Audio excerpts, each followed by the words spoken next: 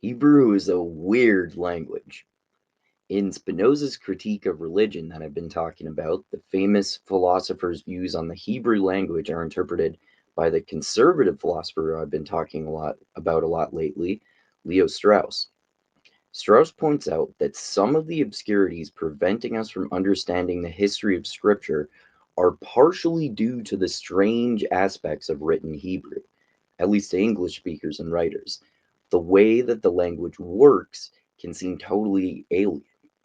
In Hebrew, the grammar seems fucked up in kind of the opposite ways that English is fucked up. Consonants of the same type are frequently interchangeable. When spoken, one general sound can be exchanged for another general sound. Many participles have various different meanings, some of which are controversial. The tense, or I shouldn't say controversial, contradictory. The tenses of specific verbs are never totally differentiated from each other. People don't use quotation marks to emphasize meaning and separate clauses. Strauss argues that other obscurities impeding our understanding of the history of Scripture are due to our ignorance of biblical text fate, as he says, not just mysteries, fate. Remember that Strauss has very traditional conservative Christian views. He frequently agrees with Thomas Hobbes in opposition to Spinoza throughout the book. But he correctly points out that we don't know who wrote the scripture, why, when, and how many times people have edited them across the ages. He thinks that these obscurities have natural causes, though, man. This is where his fucking political bias comes in. However, he maintains that we can figure out what these natural causes are.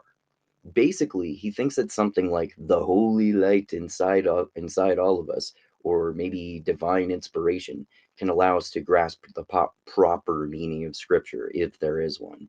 This is in spite of all the obscurities hampering our understanding. They are related to the Hebrew language and our ignorance of the natural causes behind the identity of the author or authors. So, Strauss outlines what he thinks is preventing us from understanding the correct interpretations of the history of Scripture.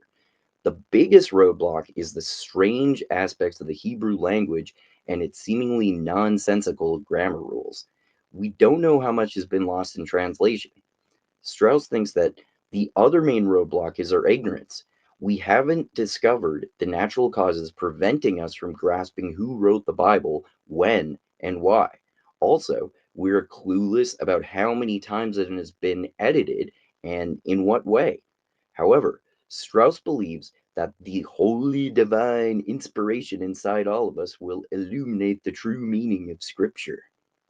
The supposed correct interpretation of Scripture is phenomenally fucking challenging to figure out, even he admits, if we assume that there actually is one, or if we grant, for the sake of argument, that there is one. I don't think so.